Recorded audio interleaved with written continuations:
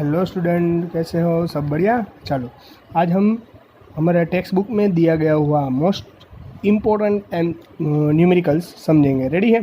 चलो, ये न्यूमेरिकल्स पहले मैंने आपको जो एक्स्ट्रा सम करवाता था उसी की तरह का है, वो मैं करवा दिया है। फिर भी हम यहाँ पर एक बार और देखेंगे। रेडी? चलो, एग्जाम्पल में दिया गया है, पहले क्वेश्चन अच्छी तरीके से पढ़ो। ये एग्जाम्पल नंबर है 1.6। Consider three charges Q1, Q2 and Q3 each equal to Q।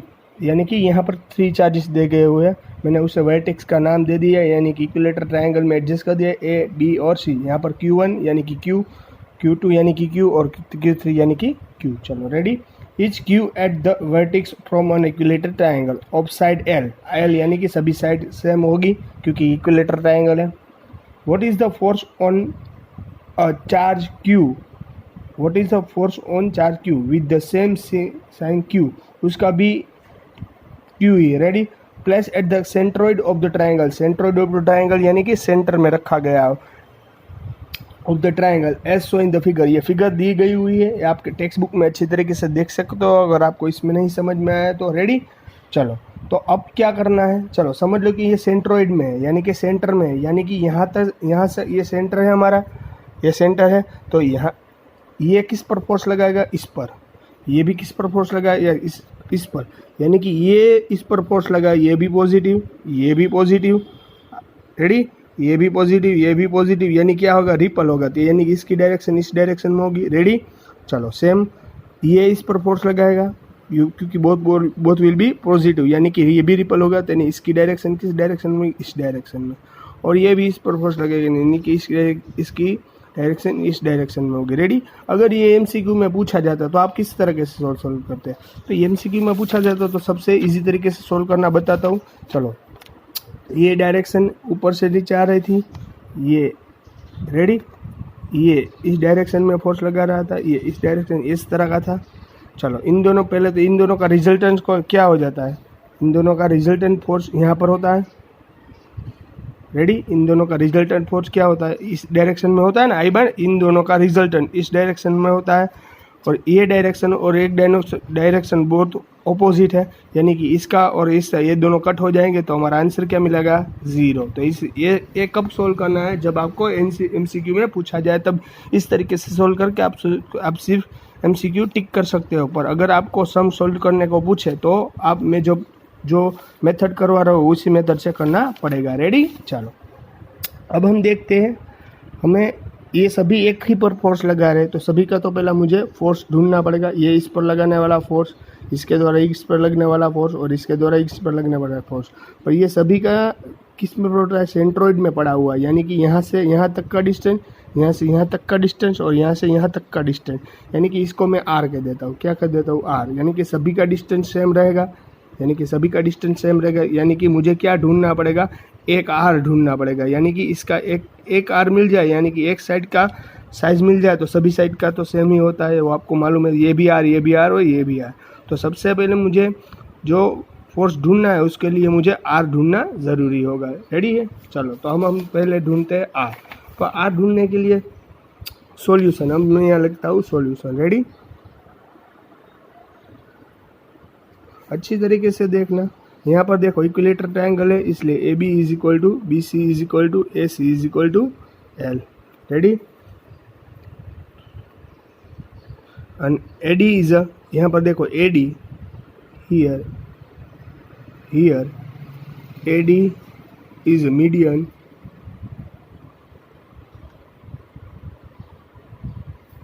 Of this. Ready? Bisector है ना। रेडी? और एंगल ए से क्या है? It is a bisector of angle A. यानी कि यहाँ पर देखो ये ए डी बी है, ये देखो ए डी बी एंगल है, मुझे तो इतनी ही चाहिए, पर how can we find it? तो पहले मैं देख लेता हूँ। यहाँ पर देखो, यहाँ एंगल क्या है? Angle A D B, measurement angle A D B कितना है? Is equal to 90। यहाँ देख लेना, देखो यहाँ पर इक्विलेटर ट्रायंगल है, यानी कि पूरी वैल्यू कितनी होगी? यहाँ से यहाँ तक की वैल्यू कितनी होगी? 60 की होगी। यहाँ से पूरा ये भी 60 होगा, और यहाँ से इक्विलेटर ट्रायंगल यानी कि 60 60 60 होता है तीनों का। पर ये कितना होगा? ये इतना ही ढूंढ रहा हूँ मैं, इतना ही हाफ करूँ, ये तो पूरा तो 60 है, पर इतना ढूंढूँ तो ये कितना होगा 30 होगा। आई बात समझ में, आई बात समझ में कि नहीं आ रही है, अच्छी तरीके से समझ लो। यानी कि ये भी कितना, ये पूरा तो 60 है पर इतना लूँ, यहाँ पर इतना लेना है तो ये कितना होगा 30। आई बात समझ में। सेम कंडीशन, पूरा ले 60 पर इतना हाफ करोगे तो 30। आई बात समझ में। आई बात समझ। मेजरमेंट निकल रहे, ADB कितना हो गया 90 in right angle triangle. Right angle triangle के हिसाब से पहले मुझे आर ढूंढना पड़ेगा ना। क्यों आर ढूंढना है? क्योंकि हमें फोर्स की फॉर्मूला अप्लाई करनी है तो हमें आर डिस्टेंस तो चाहिए, इसलिए पहले आर हम ढूंढ लेंगे। Ready? In right angle triangle तो आपको मालूम है एंगल ADB, तो मैं ये फिगर यहाँ से ड्रॉ करके आपको एक्स्ट्रा समझाता हूँ। देखो हमने कहा था, देखो लो दोनों फिगर में देख सकते हो, यहाँ ये फिगर है, मैं यहाँ एक्सप्लेन कर रहा हूँ। रेडी? तो चलो ADB हो गया ना, ADB। रेडी? चलो हो गया। ये कैसा हो गया एंगल 30 हो गया ना 30। क्यों? क्योंकि हाफ लिया था, याद करो ये हाफ लिया था ADB। रेडी? तो यानी कि ये कैसा हो गया 30 हो गया। यानी कि यहाँ पर से मैं लूँ तो ये AD है ना, ये AD, तो हमें क्या लेना है cos 30 यानी कि cos theta is equal to, इसका फॉर्मूला क्या है एडजेसेंट अपॉन हाइपोटेनियस है हमारे पास, ये हाइपोटेनियस है यानी कि L हुआ। तो ये तो क्या था हमारे पास, हाइपोटेनियस साइड थी ना, ये देखो ये हाइपोटेनियस है, ये हाइपोटेनियस। रेडी? ये हमारे पास उसकी लेंथ AD। रेडी? और ये BD यानी कि ये BD की यानी कि ये BD कैसा हो जाएगा, हाफ हो जाएगा। BD कैसा हो जाएगा, हाफ हो जाएगा। आई बात समझ में, पहले फिगर समझ में आनी कंपलसरी है। BD कैसा हो जाएगा, हाफ हो जाएगा। तो पहले तो यहाँ लिख लेता हूँ, here BD is equal to L/2, BD is equal to L/2। आ गई बात समझ में। चलो अब क्या लिखना है हमें, cos 30, जो ये टेक्स्ट बुक में नहीं दिया गया हुआ है, पर समझने के लिए ज़्यादा एडजेसेंट अपॉन हाइपो लिखता हूँ, वो आप समझ जाओगे। एडजेसेंट यानी कि मैंने अभी यहाँ पर ड्रॉ करके समझाया, एडजेसेंट यानी कि ए, एडजेसेंट यानी कि ए यानी कि AD, हाइपो यानी कि AB, हाइपो यानी कि AB, AD upon AB। Ready? Ready? आई बात समझ में बच्चों? रेडी? cos 30 यहाँ पर देखो cos 30 is equal to AD upon AB। Ready? चलो ये AB इधर चला जाएगा, तो क्योंकि हमें तो AD को वेरिएबल बनाना पड़ेगा क्योंकि वही चाहिए। तो AD इज इक्वल टू क्या मिलेगा, डिवाइड में यहाँ जाएगा मल्टीप्लिकेशन, cos 30 इंटू AB हमारे पास क्या था, लेंथ यानी कि L रखा था हमने। देखो रेडी? cos 30 यानी कि √3/2, √3/2। AB क्या है हमारे, cos हमें क्या मिला AD क्या है, AB क्या है हमारे पास, AB यानी कि लेंथ। तो AD क्या मिला हमें, √3/2। हमें मिला AD इज इक्वल टू √3/2। हमें सिर्फ AD नहीं चाहिए, हमें तो क्या चाहिए था भाई, AO। यहाँ सेंटर है, O है, क्या है O, हमें चाहिए O, क्या चाहिए AO चाहिए था ना। तो ये तो हमें AD मिला, हमें क्या मिला AD। पर हम ये AD में से अगर OD निकाल दें, समझ में आई बात, AO चाहिए ना हमें, इतना ही चाहिए, यानी कि हमें R चाहिए। तो AD में से अगर OD में निकाल दूँ तो अब हमें क्या मिल जाएगा, AO मिल जाएगा, यानी कि हमें जो R चाहिए वही मिलेगा ना। आई बात समझ में कि नहीं समझ में आ रही है, आनी चाहिए, ज़रूरी है ये बात समझ में आनी चाहिए। चलो अब मैं दिखाता हूँ आपको कैसे हम, चलो अब क्या करना है हमें, ये पूरा है, उसमें से ये मैं कट कर देता हूँ, पर ये भी वैल्यू चाहिए ना कट करने के लिए। तो देखो यहाँ पर भी एक ट्रायंगल बनता है, ODB बनता है ना, ODB। ये ODB के हिसाब से हम इसकी भी वैल्यू फाइंड कर सकते हैं। इन एंगल यहाँ पर लिख रहा हूँ, देख लेना अच्छी तरीके से। In right angle triangle. Ready? Right angle triangle, यहाँ फिगर यहाँ पर ड्रॉ कर रहा हूँ, देख लेना। राइट एंगल ट्रायंगल की ऐसी थी, देखो ODB, आप अपनी टेक्स्ट बुक में भी देख सकते हो। यानी कि यहाँ पर कैसा होगा, यहाँ पर एंगल कितना हो गया होगा, आपको मालूम है एंगल कितना होगा, बोलो भाई, एंगल होगा 13। क्या होगा, 13, एंगल 30 होगा। आई बात समझ में। अब इसका भी एंगल कितना होगा, इसका तो 90 बनता है, इसका 30, 19, 30, 120 और इसका क्या बनेगा 60, इसलिए यही लेना है। तो यहाँ से देखो टेन थीटा, टेन 30, तो टेन 30 थीटा यानी कि टेन थीटा की फॉर्मूला कौन सी है, adjacent upon hypo, sorry opposite upon adjacent, वो इसकी फॉर्मूला है ओपो अपॉन हाइपो। ओपो यानी ऑपोजिट साइड यानी कि इसकी ऑपोजिट ये रहेगी, ओ डी क्या रहेगी, ओ डी, आई बात समझ में, ओ डी इसकी ऑपोजिट रहेगी ओ डी, और इसकी हाइपो यानी कि ये ओ बी, रेडी, आई बात समझ में। तो टेन 30 थीटा का जगह 30 यूज़ किया, रेडी, टेन 30। ओ डी क्या है हमारे पास, ओ डी देख लो अच्छी तरीके से, ओ डी है हमारे पास, मालूम ही नहीं है, चलो O D is it is, इसको वेरिएबल बनाना। ओ बी क्या है था हमारे पास, ओ बी क्या था देख लो अच्छी तरीके से, ओ बी क्या है, तो कि ओ बी की वैल्यू तो हमें पता ही नहीं है, ओ बी तो हमें ढूंढना पड़ेगा। चलो रेडी स्टूडेंट, चलो यहाँ पर फॉर्मूला ऑपोजिट अपॉन एडजस्ट होता है, रेडी, मेरी मिस्टेक थी, ओ डी अपॉन क्या हो जाएगा, डी बी हो जाएगा, O D upon D B, यानी डी बी क्या था हमारे पास, देख लो आप अच्छी तरीके से, डी बी हमारे पास क्या गया L/2, तो यानी कि L/2 जाएगा, L/2 यानी कि ओ डी बी यहाँ इधर जा, डिवाइड में यहाँ जाएगा तो multiplication, 10 30 multiply D B is equal to O D, ready, आई बात समझ में, ये अच्छी तरीके से कर लेना। 10 30 यानी क्या हो जाएगा, 10 30 यानी 1/√3, और डी बी यानी कि L/2 यानी कि L/T, तो यानी हमें ओ डी क्या मिला, ओ डी हमें मिला L/2√3, L/2√3, ये दोनों मल्टीप्लाई यानी कि ओ डी मिल गया। चलो अब हमें क्या ढूंढना था, हमारा मेन पर्पस करना था कि हमें इतनी लेंथ ढूंढनी है, तो अब हम ए डी में से, ए डी भी हमारे पास है, ये ओ डी निकाल दूँ तो ये से हमें ए ओ मिल जाएगा ना, ए ओ मिल जाएगा यानी कि हमें पूरी लेंथ मिल जाएगी। आई बात समझ में, रेडी स्टूडेंट, टेन थीटा की वैल्यू 1/√3, डी बी की वैल्यू L/2 यानी कि ओ डी, चलो ओ डी मिल गए, L × 1 यानी कि L2/√3। अब क्या करना है, हमें इतना ही चाहिए ना, हमारे इतना ही चाहिए, यानी कि पूरे में से ए डी में से मैं ओ डी निकाल दूँ यानी इतना मिलेगा, रेडी। चलो आप यहाँ पर देख सकते हो मैंने क्या करा, ए ओ लेने के लिए मैंने ए डी में से ओ डी निकाल लिया, यानी कि मुझे ए ओ यानी कि इतना ही चाहिए था, यानी मैंने ए डी में से ओ डी निकाल दी, देखो यहाँ पर, रेडी। तो ए डी की वैल्यू थी √3/2L माइनस ओ डी की वैल्यू थी L/2√3। आई बात समझ में, चलो अब क्या करना पड़ेगा, एलसीएम लेना पड़ेगा, एलसीएम निकलेगा 2√3 के एलसीएम जो लिया वो सभी टर्म को देना पड़ता है ना, एलसीएम छोटे थे तब हमने सीखा था, इस टर्म को दिया, यानी ये यहाँ पर था L√3 था, L√3 यहाँ पर जो एलसीएम निकला वो पहली टर्म को दिया यानी कि 2√3, ये पहली टर्म को दिया, डिवाइड में 2 था, ये 2 कट हो गया, यानी √3 क्या हो गया 3, और L as it is, ready. आई बात समझ में, माइनस एज इट इज 2√3 यहाँ पर था, ये पूरी टर्म को भी 2√3 देना पड़ेगा ना ऊपर, तो इसे 2√3 दिया यानी कि नीचे 2√3 और ये 2√3, देखो कट कर देता हूँ, रेडी, यानी कि यहाँ पर क्या बचा, L बचा, यहाँ पर भी देखो कट कर देता हूँ 2 यानी आपको समझ में आ जाएगा, रेडी।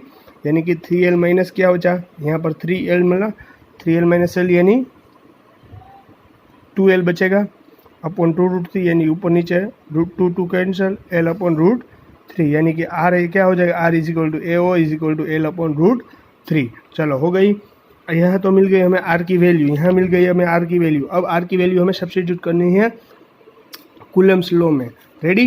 तो कूलम्ब्स लॉ में किस तरह देख लो, यहाँ पर यहाँ O है तो A किस पर फोर्स लगाएगा, O पर, यह उसका इलेक्ट्रिक चार्ज था Q पॉजिटिव, यहाँ पर भी Q स्मॉल q था, यहाँ पर कैपिटल Q रखा है, ये भी इस पर फोर्स अप्लाई करेगा, ये भी इस पर फोर्स अप्लाई करेगा, यानी कि यहाँ पर हमें रिजल्टेंट फोर्स ढूंढना पड़ेगा, रेडी। चलो तो पहले एक इस पर किससे फोर्स लगाता है उसकी फॉर्मूला कैसी हो जाएगी वो देखते हैं हम लोग।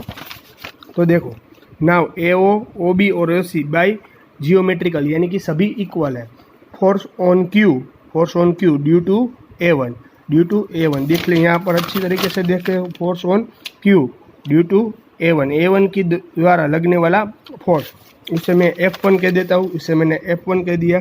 तो फॉर्मूला क्या हो जाएगी, K Q1 Q two by R square, Q1 Q2 by R square, यानी कि के की जगह हम यहाँ पर यूज़ करेंगे 1/4π0। के की जगह हमें के इज इक्वल टू 1/4π0 होता है Q1 Q2 upon R square. Are की जगह क्या था हमारे पास, हमने अभी ढूंढा L/√3 यानी कि आर का स्क्वायर यानी कि L/√3 का स्क्वायर। ये स्क्वायर इसको लगेगा यानी कि L स्क्वायर बन जाएगा, ये स्क्वायर इसको लगेगा यानी कि √3 निकल जाएगा। ये √3 डिवाइड में ऊपर जाएगा तो डिनोमीटर का डिनोमीटर कहाँ जाता है, न्यूमिनेटर में, यानी कि यहाँ Q1 यानी कि जो हमारा A था उस पर Q1 की जगह स्मॉल q था और Q2 यानी कि कैपिटल Q, यहाँ इसकी जगह capital. Ready, 3QQ upon R square, ये इक्वेशन हो गई 3।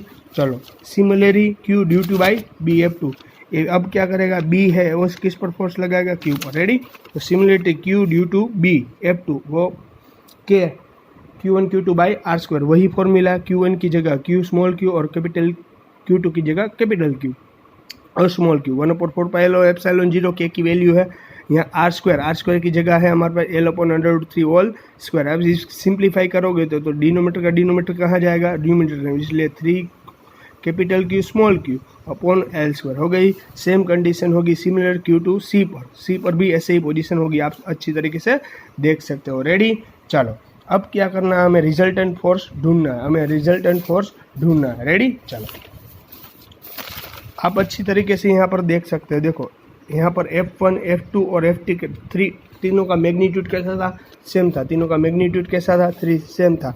पर आप देख सकते हो इस यहाँ पर देखो इसकी डायरेक्शन इस डायरेक्शन, इसकी डायरेक्शन इस डायरेक्शन, इसकी डायरेक्शन, और ये मैं ड्रॉ कर रहा हूँ, यहाँ पर ड्रॉ कर रहा हूँ, अच्छी तरीके से देख लेना। देखो मैंने यहाँ पर ड्रॉ कर दिया। रेडी, यहाँ पर F2 यहाँ पर फोर्स लगा रहा था, F3 यहाँ पर और F1 यहाँ पर। सभी का एंगल कितना है, देखो 120 120 110 है सभी का, क्योंकि F2 और F3 का एंगल, F1 का एंगल 120, F2 और F3 का 120 और F3 और F1 का 120। इन दोनों का रिजल्टेंट ढूंढने की कोशिश करूंगा, यानी इन दोनों का रिजल्टेंट हम कहाँ मिलेगा, यानी कि इन दोनों का रिजल्टेंट हमें यहाँ पर मिलेगा, क्या पर मिलेगा, इन बीच में। आई बात समझ में, इन दोनों का रिजल्टेंट हम कहाँ मिलेगा, इन दोनों के बीच में। आई बात समझ में, यानी कि यहाँ पर मिलेगा इन दोनों का रिजल्टेंट फोर्स F2 और F3 का हमें पहले, यानी कि angle of F1 and F2 120, angle of F2 and F3 120, angle of F3 and F 120, resultant force of F2 and F3, resultant force दोनों का ढूंढना पड़ेगा। तो हमारे पास रिजल्टेंट फोर्स की फॉर्मूला कौन सी है, वेक्टर फॉर्म में हमें पहले ही सीखा था, √A² + B² + 2AB cos theta, √A² + B² 2AB cos theta, वो रिजल्टेंट फोर्स ढूंढने की फॉर्मूला है। तो F1 की जगह हमारे पास क्या है, हमने पीछे ही देख लो, F1 F2 F3 दोनों सभी का मैग्नीट्यूड सेम है, इसको इसलिए हमने इसे F कह दिया। यहाँ पर F², यहाँ पर F², 2F1 F3 जी का F इंटू F, यानी कि F² यहाँ cos 120, क्योंकि F1 F2 और F3 के बीच में एंगल कितना था, 120 या cos 120 है, इसलिए -1/2, यानी कि A2 और A2 कैसा हो जाएगा, कट, यानी कि क्या हो जाएगा, माइनस हो जाएगा, -F², ये F² यानी कि 2F² माइनस, ये माइनस इससे लग जाएगा, -F², 2F² में से F² चला जाएगा, यानी कि ओनली फॉर F², यानी कि resultant force of F2 and F3 is equal to F, उसे मैं R कह देता हूँ, क्या कह देता हूँ, R। रेडी, यानी ऐसे हमने कह दिया R। चलो अब हमें क्या करना पड़ेगा, हमें तो O पर लगने वाला रिजल्टेंट फोर्स चाहिए ना। तो चलो यहाँ पर देखो, यहाँ पर और एक फिगर ड्रॉ करता हूँ, ये ऊपर का जो हमें मिला वो रिजल्टेंट फोर्स R। रेडी, अब F1 जो नीचे फोर्स लगा रहा था वो, रेडी, इन दोनों में एंगल कितना बनता है, 120, यानी कि ये पूरा इस यहाँ से यहाँ तक 180 बनता है। यहाँ पर O पर लगने वाला रिजल्टेंट फोर्स ढूंढना है। वैसे ही देख के पता चल जाता है कि आंसर 0 आएगा, क्योंकि ऑपोजिट डायरेक्शन, या आप डायरेक्ट भी लिख सकते हो कि here both direction are opposite, that is resultant force will be 0, ऐसे भी लिख सकते हो, पर हमें उसे प्रूव करके देना है, इसलिए हम प्रूव करके दिखाएं। Find the resultant force of R and F1। तो हमारे पास फॉर्मूला क्या है रिजल्टेंट फोर्स ढूंढने की, A² + B² + 2AB cos theta. चलो resultant force of R1 plus F2, दोनों का रिजल्टेंट ढूंढना है, प्लस A की जगह R1 है, B की जगह क्या है F, cos थीटा यानी 180, cos 180 यानी कि -1 बनता है, क्या cos 180, आर, यानी कि वहाँ एफ यूज़ करते हैं क्योंकि मैग्नीट्यूड सेम था। यहाँ पर भी एफ, F1 की जगह F1 स्क्वायर की जगह एफ और R1 की जगह एफ यानी 2f² और 2 यहाँ माइनस है इसलिए माइनस आएगा, एफ यानी f², 2f² माइनस यानी 2f² में से f से चला जाएगा तो 0। तो so net force at Q due to the all charges of the vertices is 0 answer. ये हमारा ऑल चार्जेस क्या रहेगा, 0। वो तो मैंने पहले आपको बता दिया था, पर वो MCQ लिए ये पूरा 5 मार्क्स में या 3 मार्क्स में या 4 मार्क्स में आपको सम पूछा जाएगा। रेडी, चलो रेडी स्टूडेंट, अब हम शुरू करेंगे हमारा नेक्स्ट एग्जाम्पल नंबर 1.7। ये भी इतना ही इंपॉर्टेंट है। Consider the charges Q and minus Q placed at the vertices of an equilateral triangle as shown in the figure 1.2। What is the force on the each charges। ये text book में ही दिया गया example है, ये भी important है। देखो इस तरह से फिगर दी गई हुई है। रेडी, इसे वर्टिक्स है, वर्टिक्स C और B और C कहा गया है। तो यहाँ पर प्लस Q है, सबसे पहले मैं इसकी बात कर रहा हूँ। तो यहाँ पर क्या है देख लेना अच्छी तरीके से। यहाँ पर Q1 है, यानी कि देख लो A है, ये तीनों पर एक दूसरे पर फोर्स अप्लाई करेंगे, ये तीनों एक दूसरे पर फोर्स लगाएंगे। यानी सबसे पहले हम यहाँ से शुरू करते हैं। ए B है, ये किस पर फोर्स अप्लाई करेगा, इस पर, यानी कि ये भी पॉजिटिव है और ये B भी कैसा है, पॉजिटिव, यानी कि ये इसकी डायरेक्शन रिपल करेगा, यानी इस डायरेक्शन में जाएगा। रेडी, ये नेगेटिव है और ये पॉजिटिव है। अब ये इस पर फोर्स अप्लाई करेगा, ये इस पर फोर्स अप्लाई करेगा, बट ये नेगेटिव है, ये पॉजिटिव, यानी कि अट्रैक्ट होगा, यानी कि ये पॉजिटिव इस डायरेक्शन में जाने की कोशिश करेगी, यानी ये इस तरफ फोर्स अप्लाई करेगा। तो सबसे पहले मैं इस पर रिजल्टेंट फोर्स देख लेता हूँ, बाद में इस पर देखूंगा और बाद में इस पर। तीनों पर रिजल्टेंट फोर्स क्या आता है वो हमें ढूंढना है। रेडी, आई बात समझ में। देख लो ये इक्विलेटर ट्रायंगल है। कौन सा ट्रायंगल, इक्विलेटर, यानी कि यहाँ 60 होगा, इसका एंगल जो है वो 60 होगा, यहाँ पर 60, यहाँ पर भी 60 होगा पूरा, यहाँ पर भी पूरा कितना होगा 60। रेडी, पर यहाँ 60 है तो यानी कि ये टोटल कितना हो जाएगा 120 हो जाएगा, टोटल कितना हो जाएगा 120। ये अच्छी तरीके से याद रखना। चलो इस पर लगने वाला नेट इलेक्ट्रिक फोर्स यहाँ इस डायरेक्शन में आएगा ना, नेट इलेक्ट्रिक फोर्स इस डायरेक्शन, क्योंकि इस तरफ इससे लगेगा इस तरफ, यानी कि नेट इलेक्ट्रिक फोर्स यहाँ पर, तो इसकी डायरेक्शन 60, तो यानी भी कितना हो जाएगा 60 हो जाएगा। रेडी, चलो फोर्स ऑन Q, यानी कि यहाँ पर at A by Q1 at B is, यहाँ पर B के द्वारा A पर लगने वाला फोर्स कितना होगा वो देख लेते हैं। Plus Q charge 1/4πε0 Q multiply Q upon AB², जो यहाँ पर ये दोनों पर सेम है, ये दोनों पर सेम है, देख लेना। यहाँ पर Q फॉर्मूला क्या हमारे पास, F = K Q1 Q2 upon R², पर K की जगह हमने यहाँ लिया 1/4πε0 Q इंटू Q, दोनों पर Q चार्जेस थे, Q इंटू R² यानी कि A और B का स्क्वायर, AB² यानी कि यहाँ पर हमने लेंथ लिया, यानी कि L का स्क्वायर। रेडी, तो यहाँ हो गया 1/4πε0 Q into Q = Q² upon L²। Ready, along BA, यानी कि BA यानी कि डायरेक्शन किसी B पर फोर्स लगाया A के द्वारा। रेडी, यहाँ पर और AB दोनों होगा, BA और AB दोनों ही होगा। रेडी, चलो similarly force on plus Q by minus Q at C पर लगने वाला है, C पर, इन दोनों का तो सेम होगा, मैंने समझाया ना, इन दोनों का तो सेम है, क्योंकि यहाँ पर भी ऐसे ही फोर्स अप्लाई करेगा ये। रेडी, पर यहाँ पर भी ऐसे ही फोर्स अप्लाई करेगा ये। रेडी, और इस दोनों का भी 120 एंगल बनेगा, क्योंकि ये नेगेटिव ये पॉजिटिव, यानी ये पर भी दोनों का कैसा रहेगा सेम, यानी इन दोनों को मैं क्या कह देता हूँ F। आई बात समझ में। चलो सिमिलरली फोर्स ऑन, यहाँ पर देखो, यहाँ पर अब देख रहे हैं हम, यहाँ की बात कर रहे हैं अब।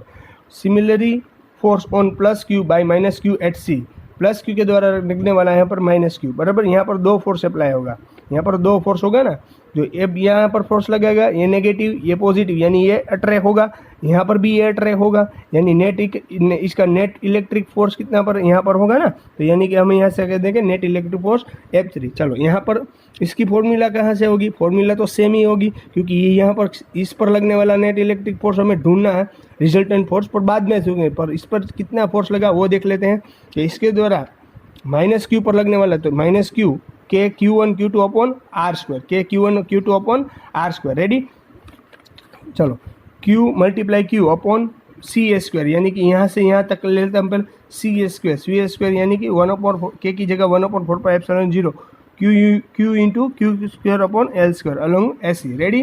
रिजल्टेंट फोर्स, अब हमें रिजल्टेंट फोर्स इसका ढूंढना है।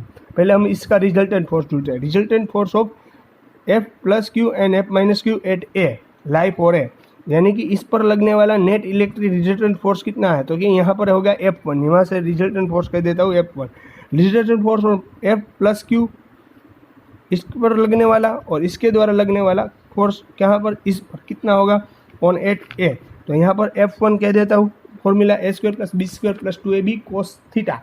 तो यहाँ पर मैंने एंगल कितना बोला था 120, मैंने आपको बताया ये 60, तो ये कितना होगा 120, यानी F+Q², इसके द्वारा लगने वाला फोर्स इसके द्वारा यानी कि F+Q² F-Q² plus 2F F1 F2 यानी कि ए बी, यानी इसे बे cos थीटा यानी 120 मैंने आपको समझाया था। एंगल ऑफ F इज 120 मैंने आपको समझाया था, एंगल कितना था 120।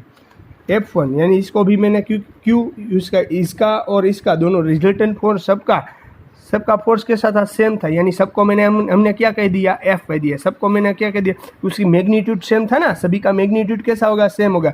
यहाँ माइनस वैल्यू सब्स्टिट्यूट नहीं करनी है, क्यों, क्योंकि हम मैग्नीट्यूड ढूंढ रहे हैं, मैग्नीट्यूड में कभी माइनस वेट ऐड करनी नहीं होती है। F यहाँ से भी F, इसे भी F कह दे, 2 एज इट इज, इससे हमने F किया, इससे हमने F किया, cos 120 यानी cos 120 क्या होता है आपको मालूम है, cos 120 यानी कि होगा -1/2, क्या होगा -1/2, यानी कि ये 2 कट हो जाएगा, तो 2F² - F², यहाँ आएगा, देखो यहाँ पर 2F² - F², क्योंकि F² और माइनस है इसलिए -F², 2F² - F² चला जाएगा तो F² = F, यानी रिजल्टेंट F1 = क्या हो गया F। Similarly net force on +Q at B, जो यहाँ पर P ऐसा ही लगेगा क्योंकि both will be same, that reason मैंने यहाँ सिंपली इस तरह से ही होगा, इसलिए मैंने भी यहाँ पर सिंपलीफाई एज इट इज लिख दिया गया। Similarly net force on +Q at B, इसी तरह का इस पर होगा क्योंकि both will be equal. Similarly net force on +Q at B, इसी तरह से यहाँ पर भी होगा, इसलिए F2 = B। चलो अब इस पर दिखने वाला दोनों पर सेम लगेगा, इस पर लगने वाला नेट इलेक्ट्रिक फील्ड हमें ढूंढना है, पर यहाँ पर एंगल कितना बनता है 60 होगा, यहाँ पर एंगल पूरा कितना होगा 60। रेडी, चलो